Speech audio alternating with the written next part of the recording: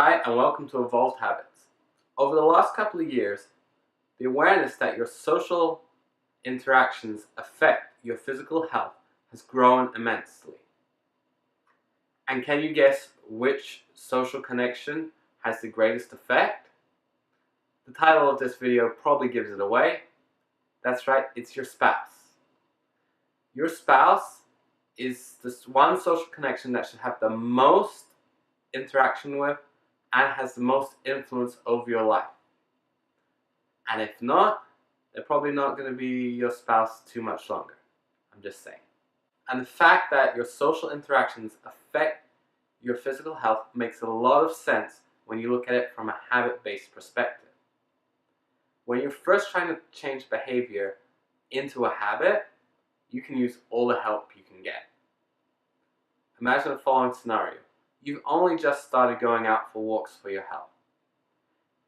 You're tired from a long, stressful day at work, and you don't really feel like going for a walk, but you think you should anyway. You come in, and you see your spouse sitting on the couch, eating your favorite snack, and watching your favorite TV show. You say, "Honey, I'm just going to go out for a quick walk." What happens if your spouse says, "Wait, honey, don't go. Come sit with me on the couch and watch the rest of the show with me"? You think chances are that you're going to go for that walk? And remember, it's not a habit yet. Yeah, you're probably not going to, right? And that habit is never going to form. On the other hand, what would happen if they said, "Wait," as they switch the TV off, "don't go. Let me get my shoes on first so I can come too"? Are you still going to go for that walk? Almost certainly. And if you both enjoy walking together, chances of it becoming a habit are really high.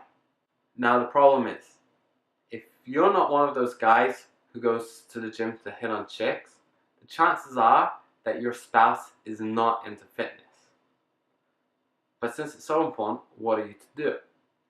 Well, you can employ some of the 10 techniques that I used to get my wife into fitness, which led to us both losing 40 pounds and keeping it off for over a year already. Technique number 1 is lead by example. This is the most effective technique, yet also the most difficult technique to employ. It requires a lot of willpower to keep to, but it shows that you take your health and fitness seriously. If you're sitting on the couch, stuffing your face with chips and say, "Honey, I think you should cut out chips," she's going to look at you and think, "Yeah, right. Wait, did he just call me fat? I bet he wants all the chips to himself." But if you're eating a piece of fruit and drinking some water and you say, "Honey, I feel so much better after I've cut back on chips.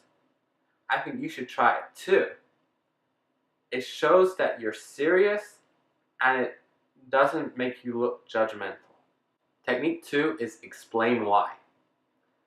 The one drawback with leading it by example is that if your spouse is a little bit suspicious, they may suspect that you're making these changes for someone else. So it's important to sit down with them and explain your real reasons why you're wanting to take care of your health. Unless, of course, you really are cheating on them, in which case that talk probably won't go very well. So what I told my wife was that I didn't want our kids to worry about our health like we've had to about our parents. I also explained how I'd rather spend time with her than working out, but I see it as an investment because we're going to have a lot more time together if we're healthy than if we die in our 50s. Technique 3 is educate.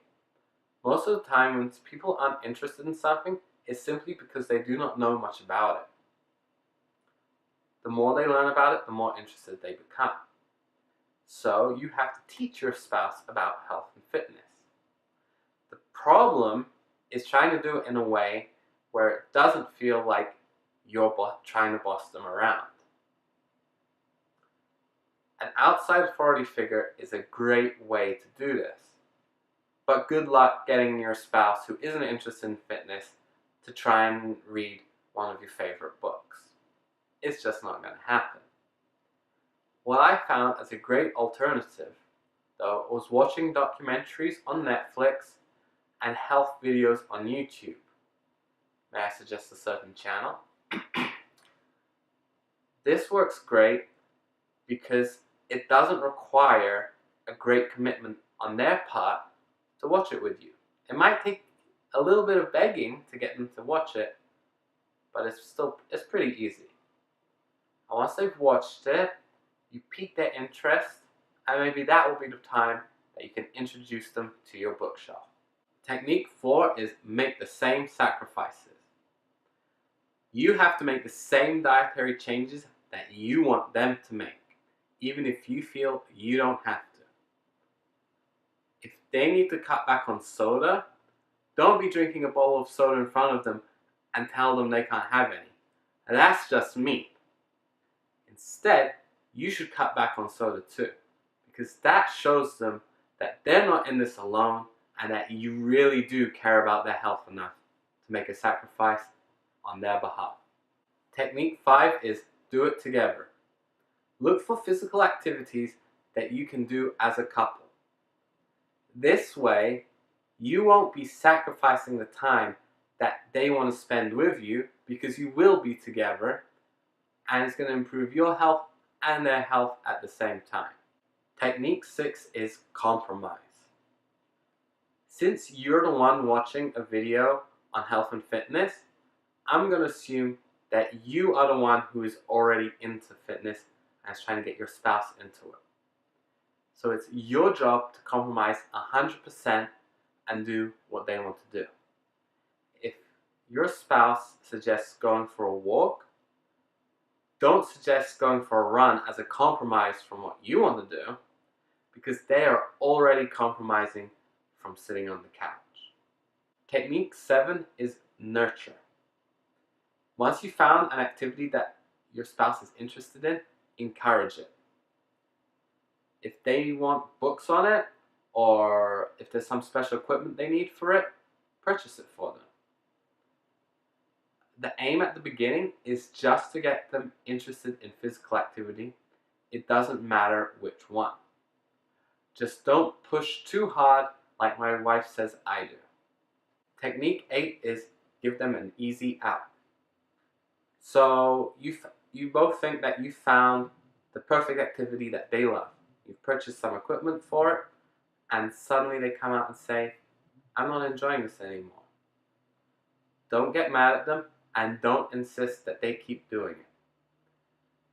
By allowing them an easy out, they're going to be far more receptive to trying whatever you suggest, whether it's an activity or a dietary change in the future, because they know that if they don't like it, you're not going to force them to keep to it.